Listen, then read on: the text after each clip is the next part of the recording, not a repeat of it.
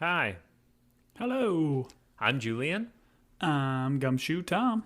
We are Team Binge. We are here to talk about Bad Monkey Season 1, Episode 7. This episode was called A Total Cat Person, which makes sense because there's a lot of cats in this episode. So many cats. So many. Honestly, thinking through the episode, I don't even get the reference. So I'm sure you'll explain it to me as we go. What'd you think of this one, Tom? I enjoyed it. I felt like some of the moves were pretty quick in terms of like kind of what happened with our characters. I felt like Mendez on the run. Like I wasn't sure where we left him. So him being on the run and him essentially going from a bad cop to a filthy murderous cop seemed a bit aggressive. But I still like where the overall story's going. I thought there was a lot of great comedy and great one-liners from our boy Vince Vaughn. So still having a good time. What about you? Yeah, I enjoyed it. It's good to hang out with them. We did something with the Dragon Queen in this episode where I wasn't quite sure if we were supposed to think she was completely Breaking Bad, but then coming back around, and then poor Yaya's broken heart. And to your point, we also have... Because he just ran in the last episode, right? It was... I guess. I thought he was going to get more evidence, but he just apparently hightailed it. Well, that's what they said. They come back and they're like, oh, he's gone. But I don't know that what he's done here... I mean, we've been framing people for murder for years, and not everyone goes to jail for that. It's just kind of an oopsie, right? I mean, I'm not a cop, but I'm assuming that's an oopsie. You get a couple of those in your career. So I don't know, to your point, if this constituted him running away and them having to try and find him and then getting into a shootout. I find shows like this, the action is a little bit comical and stilted. Right. It's like, really? I don't know. We need a gun battle in this? Let's just quip at each other and move on. I don't know. So I enjoyed it. I'm still enjoying it. A lot of laughs. Once again, Vince Vaughn is just peak Vince Vaughning it, and I miss him so much. Not that he's dead, but obviously there's not a new episode out, so that's why I miss him so much, and he won't return my calls. So but yeah, I enjoyed it, but overall I once again I feel like we could have gone 6 episodes, maybe 8 episodes, and we wouldn't have to stretch some of this stuff out and have these, I don't know, like quick turns just to make up an episode, if that makes sense. I feel like we were doing fine, and now we've kind of, because the central mystery is done. Now it's just, hey, go get the striplings. But yeah, I feel like this is an episode where essentially a lot happens, but nothing happens. Like in terms of like the overall plot and kind of where we're going. Like you're pulling some people apart, and Yaya and the Dragon Queen, and creating that tension between her and the striplings, but that was already kind of there in the last episode. I guess it just kind of gets notched up, and I guess you're just bringing Bonnie, Yancey, and that crew kind of back together. But I mean, we didn't probably need them to part in the last one. But I don't know. Either way, I'm still having fun, and probably, to your point, probably does need to be 10 episodes, but this one was a fun one. Yeah, that parking lot guard's rolling over in his grave right now. He's like, I gave everything for this episode, and you guys are saying that it was just something where nothing happened. Yes, poor security parking lot guy. We find you forgettable, although we were glad that you came back for this one. Yeah, good old Donald. This was written by Ashley Nicole Black, who's the actress who plays the Oklahoma City like federal agent here in the series. Oh, apparently interesting. She's done some writing for Lasso and some other Bill Lawrence joints. I recognize the name. I did not know that she was the same actress that plays the Fed, so that's fun. But let's dive into it, Tom. Let's dive into it, and we'll do the same thing we did last time, where we're going to keep the storyline straight, because while the show jumps back and forth, honestly, these storylines aren't all that relatable, so we can just keep with the characters. So let's start with Dragon Queen and the striplings, and this started out with last episode's kidnapping. She was walking through the spooky graveyard, talking to spirits area. Someone bonked her over the head with a candlestick. The wax broke. She's like, that's not going to knock anyone out. And then they hit her over the head with a piece of wood or something and threw her in a car. And did we predict who we thought it was? I mean, I think we assumed it was the striplings, but not necessarily Nick. We assumed it would have been Egg doing this kind of dirty work, but we ended up finding out it was Nick. See, you're saying the royal we. I'm pretty sure I believe in Nick's one-armedness, and I was okay with him being the kidnapper. You, who has always had a problem with people that, let's just say, don't have two arms, thought that it was too much work for Nick, the one-armed kidnapper, which is interesting because his nickname is the one-armed kidnapper. So I'm surprised a gumshoe like you didn't pick up on it. But he does give that incredible line. He's like, "Who has one thumb and can kidnap the crap out of women?" This guy. That was an incredible line. I appreciated that so much. So much. Awful, but funny. We have, while she's in the kidnapped state, inside the trunk, the narrator says something about your life flashing before your eyes. And so we get a little bit... They've really tried to flesh out this character, I believe. I don't think flush is the right term, but I could be wrong. Potato. Yeah, that's right. Nip it in the bud, nip it in the butt. They mean the same thing.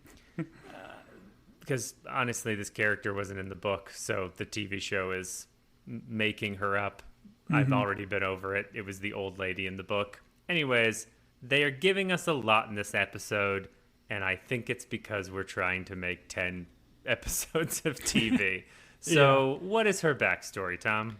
Yeah, they gave us these quick cuts. It essentially just shows her reluctance, I guess, to become the Dragon Queen and like have Yaya teach her everything. But then it kind of gives the stuff that we've already hinted at, or they've told us about, where her mom died, and they kind of mentioned that her mom died of the drink, but then Yaya says maybe it's more cryptic, of a broken heart. I don't know. We get that bit of her like wishing her boyfriend dead. It seemed like her boyfriend was just a guy on holiday on the island, because he talks about like his vacation ending. So I thought that was kind of weird. Like, did you think you're going to have this real long relationship with a guy that was vacationing here? But that's the first inkling where she, I guess, has some sort of gift where she wished him dead, and guess what? He becomes dead. Does he die? Did they confirm that he died? Or is this just something that's rumored at?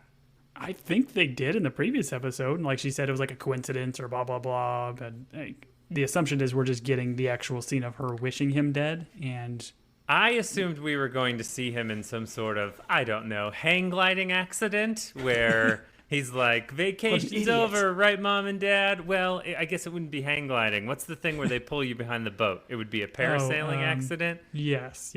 And he's like, last day of vacation, right, Mom and Dad? Can't wait to go home. Not bringing that lady that I met here on vacation back to the States with me, even though I promised her I would. And this is like a big monologue while he's being pulled up with the parachute behind him. And then, boom, group of manatees jump out of the water majestically, crush him to death.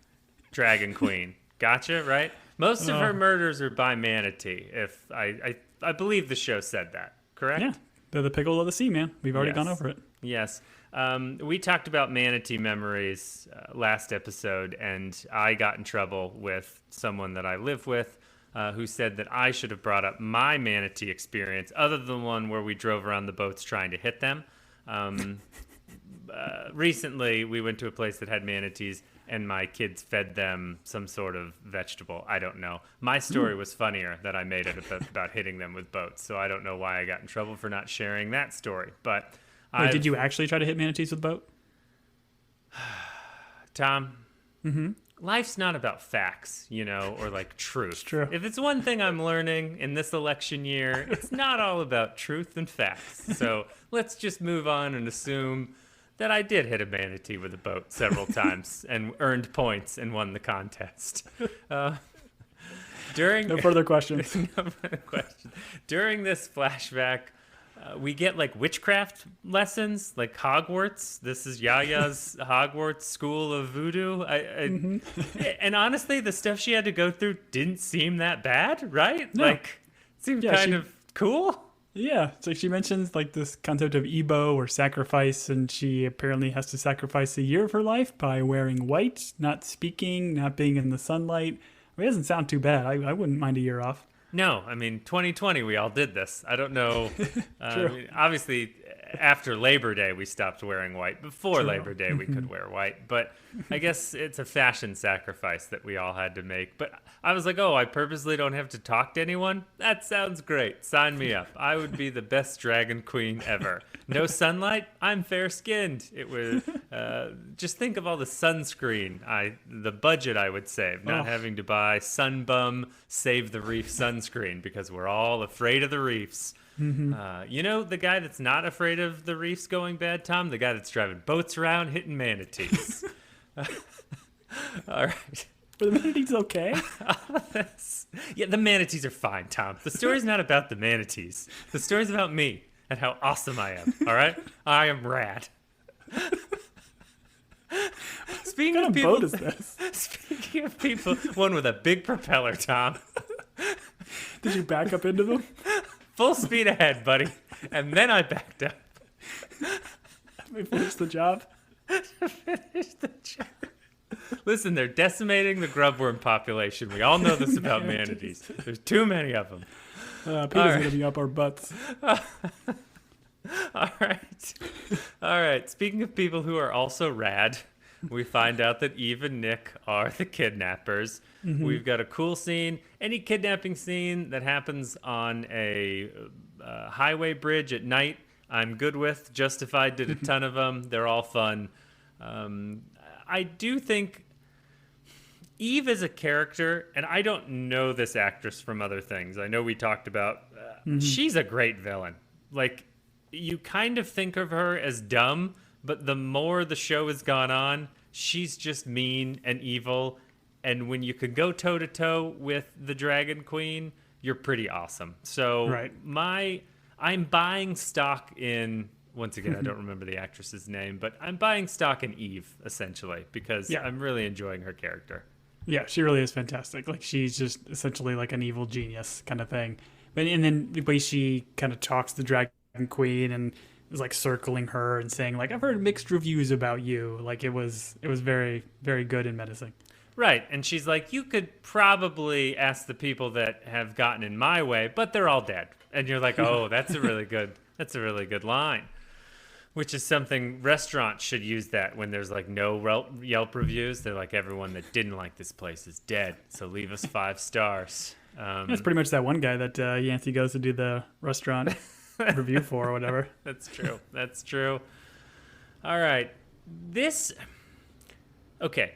We have the Dragon Queen then after this realizes she's in way overhead, that she's misjudged Eve, and then she goes to talk to her. And she essentially takes the bribe or sells the land, right? She takes the check, so she gives up relatively quickly. All it took is one kidnapping and one speech on a bridge. I mean, come on. You're a 2 kidnapping guy, right? Before you'll write someone a check? Oh, at least. And like, again, the narrator does a lot of the heavy lifting here, saying like, oh, the Dragon Queen underestimated her. She'll never do it again or whatever. But yeah, she essentially takes this down payment for her land. I don't know if that's it. My assumption is she's getting more than just $50,000 and maybe that stock or whatever else. But yeah, it's worth at least $55,000. I mean, I think there's another $5,000 coming somewhere. At least another mobile scooter. Yeah, for sure. But yeah, like, again, they got good dialogue between Eve and Dragon Queen, kind of saying they're both alike, that they want beautiful lies, and they'll kind of do anything to get it. So I like the back and forth between the two characters. Sure.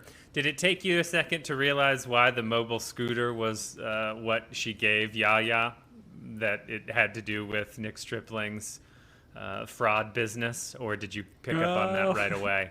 I never picked up on it. I just assumed they were doing like a Deep Bluey Cut reference of Muffin trying to buy the mobile scooter or selling the mobile scooter to the old lady. One of the best Bluey episodes ever. That was incredible. But that's funny. That's a good callback. I didn't get it. Yep. That's what she does for Yaya, and Yaya takes Driggs, and they're going for a ride, and they're just happy as 2 people on a mobile scooter could be. That is in the book, that character, the Dragon Queen, who is more like Yaya than our Dragon Queen, is just driving around on this mobile scooter, killing young people with her voodoo, essentially. So I like to see the callback. And listen, it was good to see Driggs. I feel like for a show that's called Bad Monkey, we're getting very little monkey. Well, I think you know what happened is his agent, he asked for more money mid-season. And so That's right. Get that pirate money. Yeah, Driggs held out. Obviously, he's used to a certain salary, being one of the Pirate of the Caribbean monkeys, and so it was a contract thing. So you're right. It is good to see him back. Mm-hmm. That's also what happened with Rob Delaney's left arm. Is it wanted more money, and so they had to remove it, and they just built it into the show because his left arm was greedy. So smart. Yeah, very smart. Very smart. We have these cuts of Nick still trying to be a good dad and make up to Caitlin, and he does it through, as all of us parents do, a text message.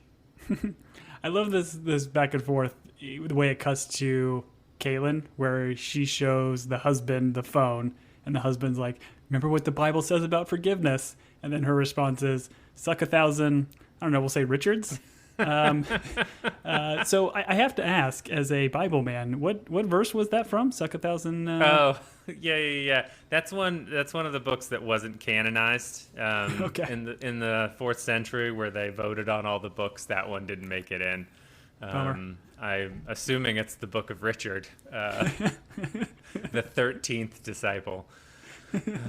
Anyways, yeah, that was very funny. It was good for them to show up, and I'm still waiting for them to make her husband turn out to be a terrible human, but thus far, he seems like an okay guy. He seems great. Yeah. We have the Dragon Queen running into her friend Asia. The quick story writing here is that Asia now knows that she stole the land, and her one friend on the island accuses her of stealing the land, which leads to the Dragon Queen being all Dragon Queeny towards her friend. And conflict, Tom. All I have to say here is conflict. You got to create it. I mean, essentially, she's just solidifying herself as the Dragon Queen, like essentially just saying, like, I'm the one who knocks kind of thing. But as we see kind of later on, she doesn't seemingly wholeheartedly believe it. So she's just using the Dragon Queen persona lore or name, to be able to fit her needs of the situation. She's more menacing when she doesn't shout, I'm the Dragon Queen at people. Fact. It's kind of like when someone's trying to be in charge and they shout, I'm in charge. You're like, I'm pretty sure if you were in charge, you wouldn't have to shout, I'm in charge. Or shoot, I'm in charge. I was going to say, if you shoot it, that helps. You shoot one person and you shout, I'm in charge, everyone figures it out real quick. I mean, it's pretty much what Eve did, right? That's fair. All right.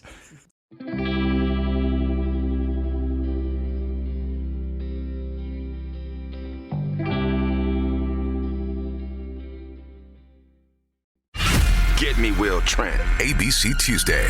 I don't even know where he is. Will Trent is back. You thought you could hide forever? Time to come home. The series that's being called one of the best network procedurals. We're going to solve this case. Featuring new cast member Gina Rodriguez. I'm a prosecutor. We deal in truth and facts. Maybe everybody should try that, huh? Will Trent, the 2-part season premiere, begins Tuesday on ABC and stream on Hulu. Sergeant and Mr. Smith, you're gonna love this house. Bunk beds in a closet? There's no field manual for finding the right home. But when you do, USAA Homeowners Insurance can help protect it the right way. Restrictions apply.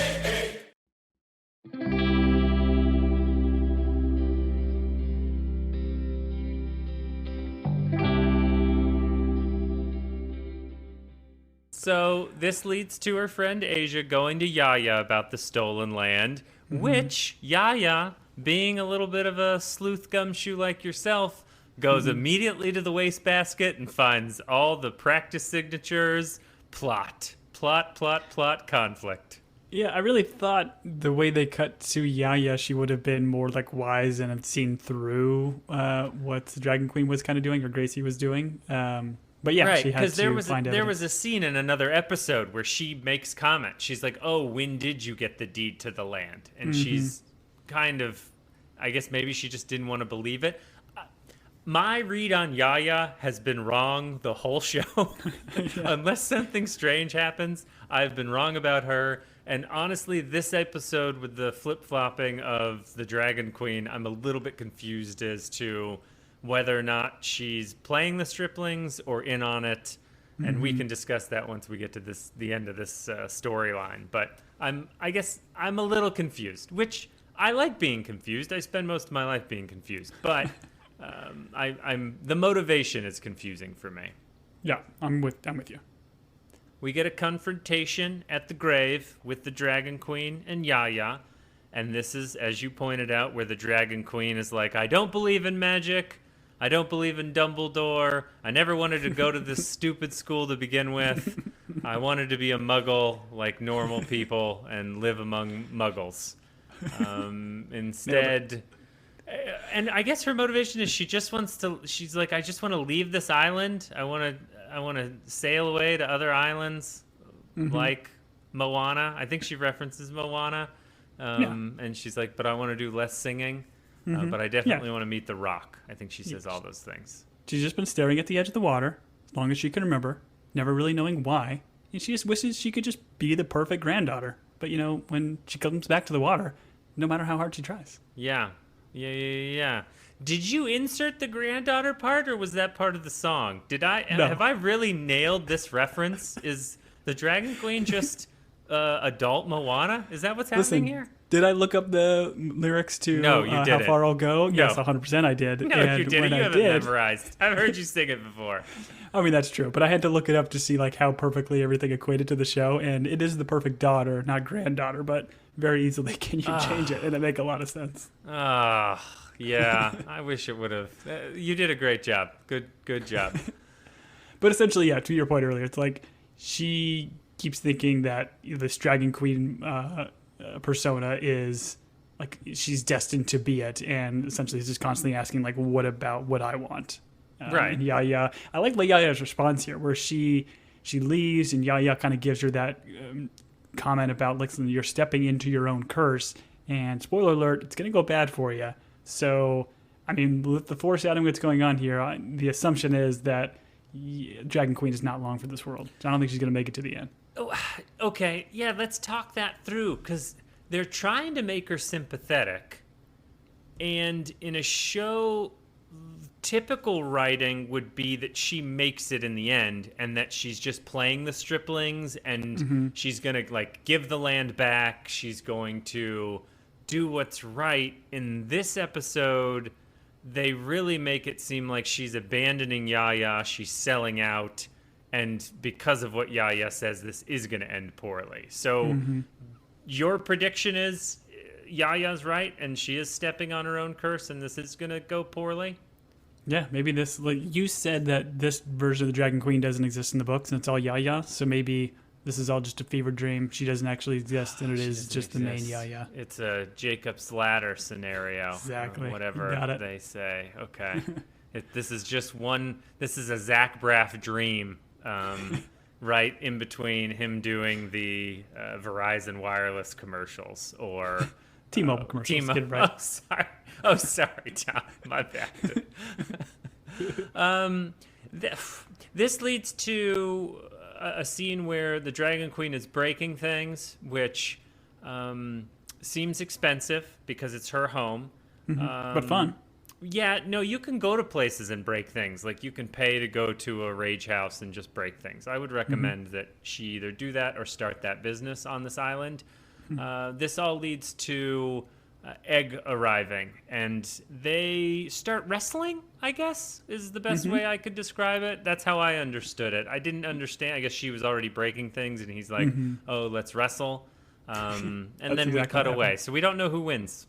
Maybe they both won. Maybe they both lost. We'll never know. We'll find out. Yeah, who knows? All right. So we think the Dragon Queen is on a downward spiral, and this show will end poorly for her. That's my take. I certainly wouldn't have got it to going into this episode. I thought she was playing the striplings and maybe would have played a little bit closer to the chest and still doing what she told Neville she would do, because Neville paid her to do whatever her magic sauce is. But the way Yaya positions it, it's not just you're behaving poorly or whatever, it's that you're stepping into your own curse. I kind of like that wording she used. So my prediction is, she's going to perish in some unfortunate accident. Sure. So as parents, Tom, which I don't think I'm surprising you by this. You are one, and I am also one. Do we start using the term "you're stepping into your own curse" when our children are making poor? Like, when your kid goes for that third cookie, do we need to be like, "You're stepping in your own curse"? Obviously, we'd then have to explain what a curse is and when it was put upon him, or, in my case, either one of mine. We can use this as parents, right? This is effective parenting? Well, that's what we call dog poop in this house, a curse. Okay. So you're stepping into your own curse. You're stepping in your own... I gotcha. Okay. Would it be you're stepping in your own human? Let's move on. All right. So... Not how we do it. Don't think about that too much. All right, I'm not going to. Let's move on to the other storyline, which is before you do, you can't. Yes, you can't jump to Yancey, Rosa, and Bonnie until you do the final stripling act, right? Because they had a wonderful scene together. Oh, that's right. We see some, I guess, making up of Nick and Eve at the end of their storyline, which we like to call Nick is tying Eve's shoes, based on our Ted Lasso podcast. We're a podcast for children. We try to keep it clean. Yes, the idea of the way the camera is shot, where it stays on Eve's face and then Nick just disappears. That has to be our assumption, is he's tying Eve's shoes, which is a nice guy. And she really just wants pizza after this. So tie the shoes, then you go and get some pizza. Yeah, I found that interesting. And at the end of this, we're going to put a pin in that one. We're going to unpack the pizza wanting. And I know you're typically a Cinnabon guy, but we'll talk through all of our food mentions while tying shoes. Okay. And let's just move on, because there's no good transition from that. All right. We're back with Yancey, Rosa, and Bonnie. And we have Yancey and Ro. I love it. They're spending time together. They're doing a stakeout. We get a stakeout song from Yancey. Honestly, just give me more of this. This is where I want to spend my time in this show. Yeah, for sure. Again, the fun dynamic, the fun back and forth, the relationship they have. I think when they sit in silence as he's waiting for the apology, it's great. Oh, it's so good. And he says, Yancey says something like, "You can't stop me from believing in myself," which is just such a great line. Yeah. Rosa calls to let us know Neville is getting all fixed up, and he's getting fixed up under the radar. The doctor that helped isn't going to call the cops. Yancey's like, "What do you mean?" And she's like, "Well, whenever there's a gunshot, you got to report it to the cop." And he's like, "Ro, did you know that?" And Ro's like, "Of course I knew that." And he's like, "Ro's lying. He's pretending like he's pretending to know that." Yeah, it's so good, so good. Yeah. This all leads to Mendez showing up, and they're hanging out there because Mendez has a cat he really cares about. Is that right? Yeah. This is the cat reference in the name of the episode, which the name of these episodes are very kind of fast and loose with what's going on in the show. But yeah, they're assuming Mendez is going to go back for his sick cat, and he does. When Yancey says, "Don't bother, I told them to put your cat down," I died. I died. It only would have been better if his pet was a manatee, and then I would have just laughed until I fell off my dinosaur. Just incredible. That was good. They arrest Mendez. Yancey's not a cop. Why is he doing the pat down? I think there are some procedural issues that Mendez, being a cop, can probably get his way out of whatever's happening probably here. Right. Which he does by the use of what, Tom? He does. We get a callback of the unicorn hair clip from the previous episode. He uses that to escape in the van. And to your point about this whole shootout, the second they start wrestling and it escalates to this level, as opposed to just having Mendez run away and chase, once they start shooting shots inside of this car and actually hit Ro, I'm like, ooh, this show really amped up when I was not expecting it to. It would have been incredible if both Yancey and Ro died in this episode, and this show would have made a splash, a manatee-sized splash in the papers, because that would have been unexpected. I do like him getting shot in the thigh and him just being like, "It's okay, chase him." And I'm like, no, sir, there are some vital things that you don't want severed in that thigh. So maybe let him stick around. Mendez is not what we need to worry about. Mendez very quickly acquires a gun because we are told that it's Florida, and so everyone has one. This man let me borrow a gun. That was kind of funny. That was They're funny. everywhere, unfortunately. And then we meet Donald. Donald, our security guard, just unlucky in love, unlucky in jobs, and unlucky knowing Yancey. A very funny, we'll call it a Florida standoff in the parking lot, which leads to multiple people being shot. One of them being Mendez, and I loved when Yancey goes, You're supposed to. I said Marco. You're supposed to say Polo, or whatever the line was. It was a great line. Yeah. He sneaks up behind the car, says Marco, shoots him, and then does the classic one-liner where you go up to the guy you just shot or knocked out cold, and he gives him the line, "You should have said Polo." It was great. Yeah, and then they should have Mendez having just a terribly sad dying scene that we were all like, "Are we supposed to be laughing or crying?" This is. Well, that's why I felt this whole sequence just like off-putting, like. How quickly Mendez goes from like just a weird bad cop like on the run to now trying to murder all of our main characters, and essentially so much gunfire and everybody getting shot by the gun but seemingly just getting shot in the okay parts, like it's just a shoulder, it's just a leg, I'm fine, so guns are super safe, everybody. I thought it was a bit much. It's just a flesh wound. It's just a flesh wound. This reminds me of the SNL parody of where they all keep shooting each other to that slow song from like the OC, whatever that, I'm butchering this, but go look it up. I can't remember the song's name. You don't understand the reference. And this is why we podcast together, so that I can bring something up that no one remembers. Listen, it's when I hear only something sister, I'm gonna come up with it. You keep talking. I'm sorry, I can't help you. When I hear only a flesh wound, I just think of Monty Python, Quest for the Holy Grail, where the Black Knight keeps getting limbs chopped off. He's like, it's only a flesh wound. You don't have any arms or legs. Right. The Shooting, a.k.a. Dear Sister. That's the SNL skit. Go watch it. It's very funny. It reminds me of everything that happens here. Tom, if you have not watched it, as soon as we stop podcasting, I'm going to listen to you watch it and just hear. This is every YouTube clip you ever show someone, you have to watch them watch it and then wonder why they're not laughing or enjoying it as much as you are. That's just life. Maybe we do it right now. We just let the podcast audience have us listen to this video. No, because it's just going to be going, isn't that funny? Isn't that funny? Why aren't you laughing? Isn't that funny? See, you don't get it. Here's why it's funny. Anyways, where we left Bonnie, because we're in her storyline, is she took off in the big fan boat, and the dad is great because he's like, she's not going to get far. It didn't have much gas in it. Yeah. Sure enough, she's run out of gas. She's watching alligators. And she is, I guess, contemplating the end of her life. Yeah, and again, like, this was just very morbid to me. The way it was kind of written almost seemed like it was from the book, maybe, but it's talking about, like, her thinking it's poetic and then being drowned and then left for dead. Like, it was just, I don't know, a little bit too much for me. Well, we learn about how alligators eat things. They apparently drown them, then they hide them under logs to eat later, which I didn't know. And I'm assuming that's fact because it's a weird thing to just say in a show. Yeah.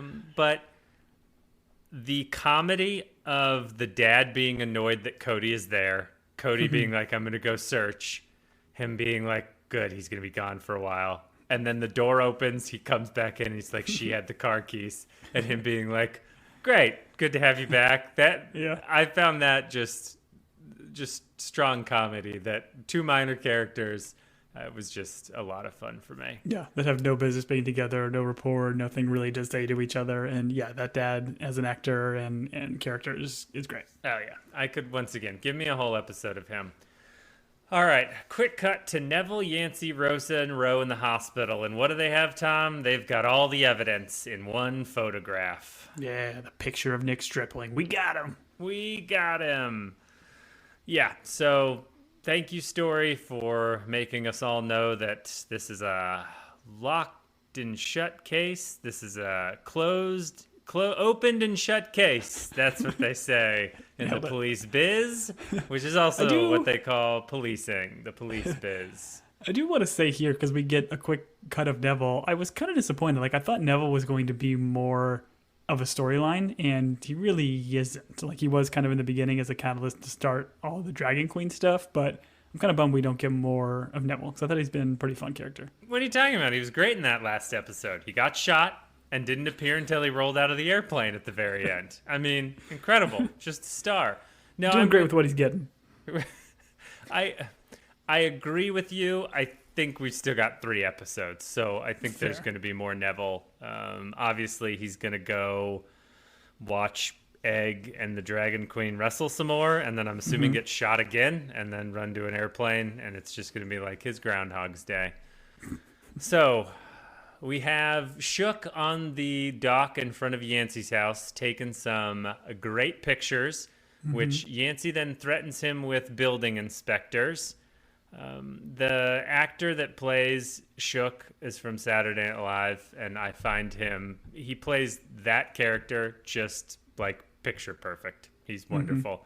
He's a big idiot, which is the worst Alex thing. Moffat, is that his name? I don't know if I'm pronouncing that correctly. I think it's pronounced Muffet. Muffin. Yeah. I don't like. I is there, and maybe you can't answer this. I feel like there's more to Shook's story potentially is to bring him back here, because I don't really know why we needed this scene of him just continuing to threaten him about inspections or anything else. So, like, everything we've gotten previous has kind of been fun, jabbing, and kind of comic relief. But here it just didn't really seem necessary. But I do have a thought about that, which I'll get to maybe at the end of the pod. Sure. I mean, having read the books, I don't want to reveal too much, but I'm just going to tell you that house, all the walls are filled with bodies, and that's going to be revealed at one point. So I hope I didn't spoil it for you. That's honestly the biggest reveal in the whole show and book. But, you know, just keep that in mind. It might happen, Tom. I'm not saying it's going to happen. I'll put a pin in it. It's like that house in Sicario. They're just going to find a bunch of bodies in it. So, that movie's fun, right? All right. We have Yancey talking with the sheriff. The sheriff's very impressed by all the papers that are clipped together in this manila envelope. He's like, oh, this is a real case. I was like, what policing was going on in this station prior to this one case? I was also confused about like Yancey bringing all this to the sheriff, who seemingly was like crooked. I still don't really have a read for him. I thought when he's giving him all this evidence, he's going to throw it away or he's going to cover it up. But we find out later, like, no, he just hands it off and essentially does his job. I do like the back and forth, though, they had of like Craig being the worst when he's just like saying hi to people. And Craig goes on about this long story or how your kids. It was a great little back and forth. Yeah, it's the perfect moment at work or when you're running into an acquaintance where you're like, hey, man, how's it going? And they're like, not great. And you're like, oh, no, I really just wanted to hear like fine or great, you, and then move on with our lives. So, yes, Craig is the worst. And I've never thought the sheriff was dirty. I just thought he was incompetent and like kind of a small town sheriff, because he does say in the beginning episode about there's so much corruption that he's dealing with, like he doesn't need and it's not him specifically, it's just other departments. That's what you'd say if you were corrupt. That's a good point. You'd point the finger at all the other people being like, oh, how corrupt are they? It's an election year.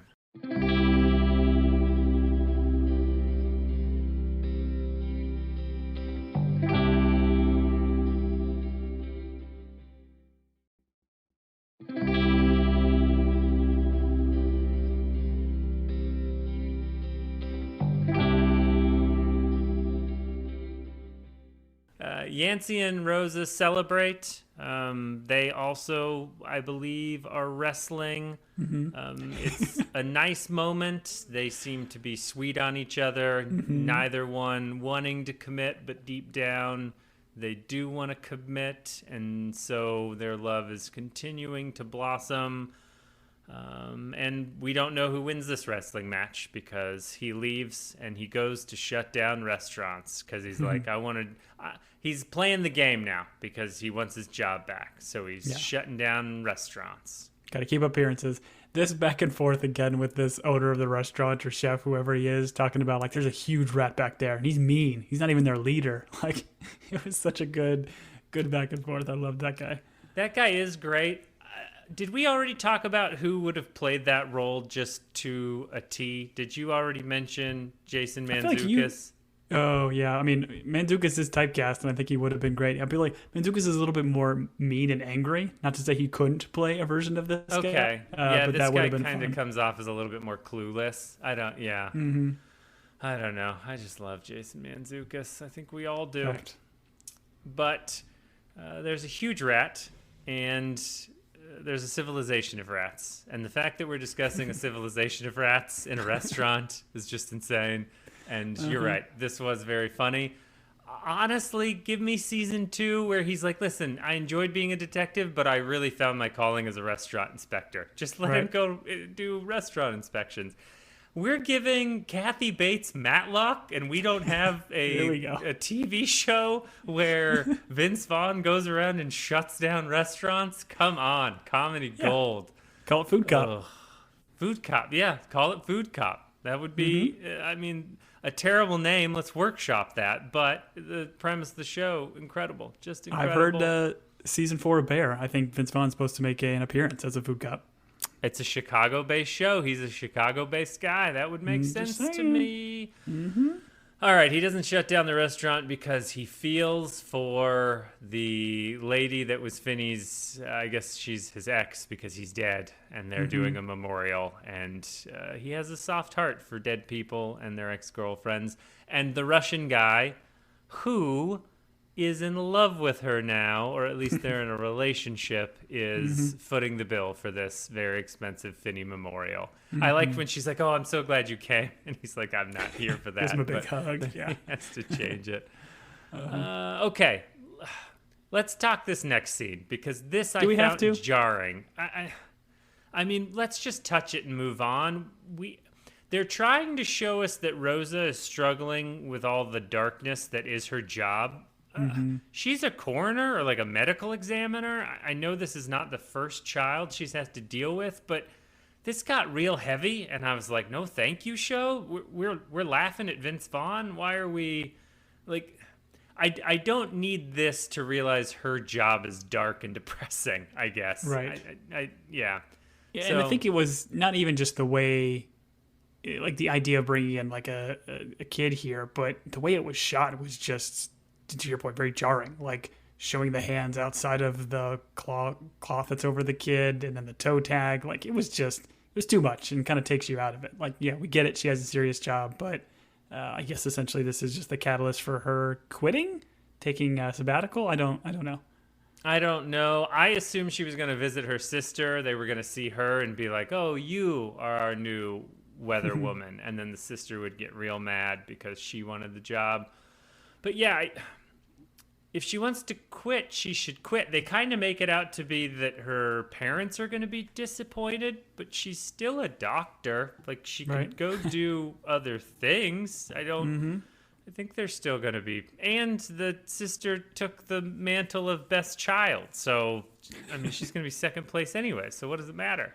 I mean, going back and seeing the sister and going to this seemingly movie set studio of a weather studio definitely made my wife a little bit upset, because this is not what a weather station looks like. Well, or a news station that has a weather. I don't know. It definitely seems Florida. like a movie set. It's Miami. I mean, everything is bigger in Miami, especially when it comes to, they've got to put those graphics that show the swirling clouds that are hurricanes. So I'm sure they've got to have rooms to accommodate that, right? So it didn't bother me as someone who's never stepped foot in a weather studio and honestly doesn't believe that weather is real. I was not bothered by the size of this studio, but we appreciate. Listen, I don't even know if weather studios exist. I think I probably butchered that. I think it's just a news station, a news studio that had a section for weather, but it seemed like quite a production. Like a warehouse. Quite a production. Yeah. Smaller weather studios. Tom, 2024. That's his platform. Bonnie visits Yancey's house, and she makes some comment about his shampoo, which I thought was funny as someone who does not purchase his shampoo. He just steals it from hotels. Smart. Well, from the person he lives with who purchases the shampoo. Smart. And she talks about, she's like, I'm not doing well. I almost fed myself to alligators.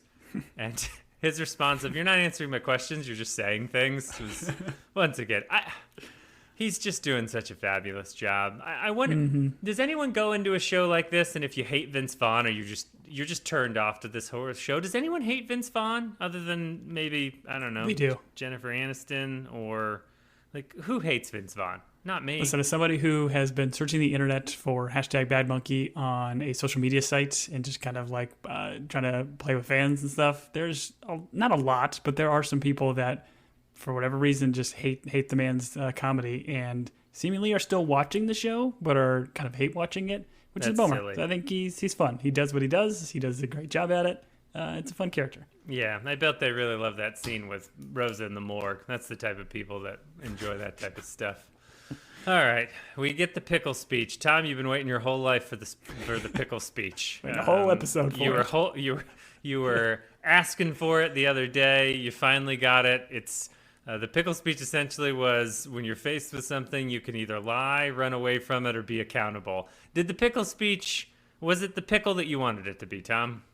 I mean, for a pickle speech, there were 0 pickles, so I was a little bit disappointed there. Even though I do hate pickles, I'm on record for hating pickles. We're still learning to love pickles, excuse me. Silly. I guess the idea is like you put yourself in a pickle with lying. And I like the gist of this, right? Like if you lie, like the way you feel about yourself will stay with you forever. So yeah, you can lie, but you're only really lying to yourself. I liked it. It was a good, fun speech. Right. Kind of like when you eat a pickle, the pickle flavor stays with you, and like people can smell it on you. Yeah, I Would never know. I get it. Would never know. Well, you've met people that have eaten pickles. You've met me after I've had a peanut butter and pickle sandwich, and Ugh. you know that smell. So, Ugh, gross. man, I'm just hungry. I want a pickle in my mouth with some peanut butter. You know.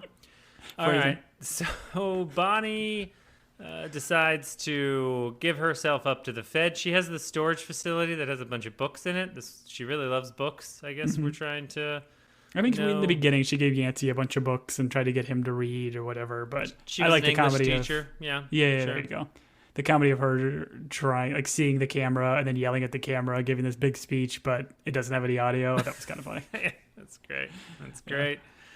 We have the mayor. The mayor shows up and gives Yancey his badge and gun. He says, "Go get out there, clean my streets. You're off.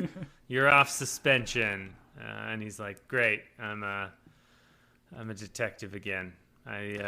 All this of the meeting of the Feds in the parking lot, I feel like peak Vince Vaughn. Like the idea of him coming, talking about the agents, calling them both pomp and circumstance, like giving them the names while they're just being silent. Like all that back and forth was so fun in this. Yeah, and it was all him. It felt like the woman that is playing the FBI director won some sort of contest and got to be in this TV show. I felt like, I guess maybe if you're playing that part, you're supposed to be a little bit wooden and stiff, but this did not seem like fired. her. I don't mean to be mean, but this did not seem to be her acting day job. It almost felt like she was really a federal director that was just playing.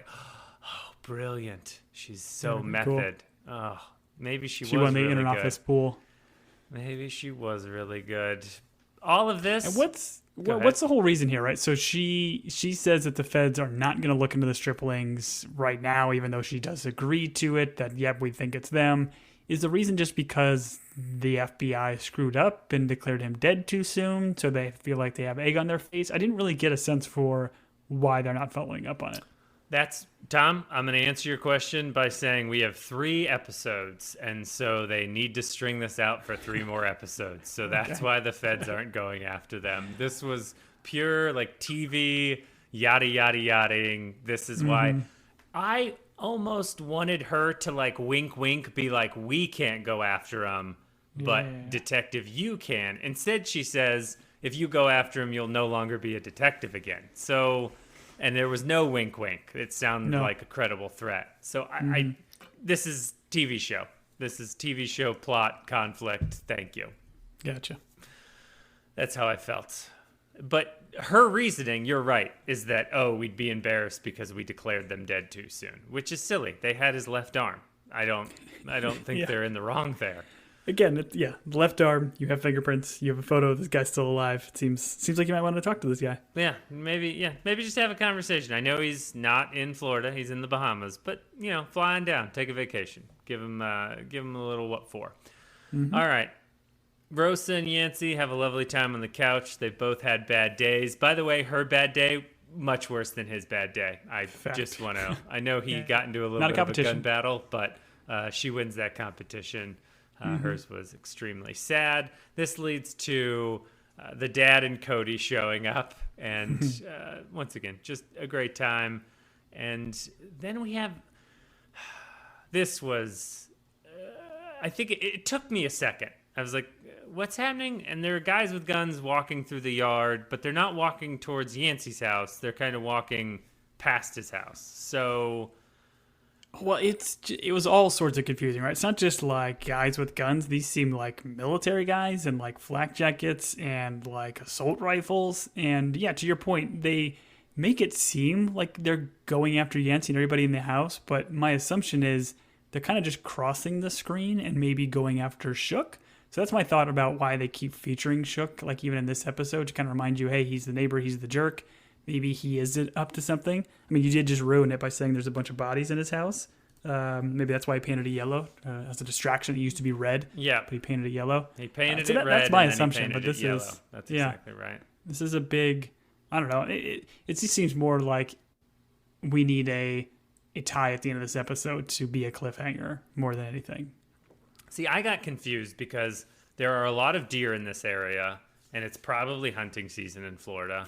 And everyone knows you hunt these tiny deer with AK-47s, which is what these guys are running around with. So I assumed these were just deer hunters. But the way it kind of was shot, I was like, oh, maybe, these are poachers, or they're not very good deer hunters. 30 rounds is a lot to put down a deer. I don't know. So I'm interested. I did look at the title of the next episode, and I don't know if you did, but it mentions, it kind of gives it a little, it says something about the Russian mob being involved in Florida. And so I'm assuming that's where we're going with this. But that's only because it made me look at the title when I was clicking out of the episode to go watch Shoresy. So not Thanks my fault, Tom. Listen, I didn't see it. Maybe a quarter of our podcast listening audience didn't see it either. So 3 people. I've ruined it for 3 people. My bad. All right. I'm excited to get into 8. We have 8, 9, and 10 left. For those of you that are still with us, we appreciate you. You can reach us at teambingepodcast@gmail.com. We will take any theories or things we missed. We won't take insults. We will take compliments, but we do like to hear from you. You can rate and review us at something. Apple, maybe, probably Spotify, the radio, maybe. Sirius. Please. Is X Sirius still a thing?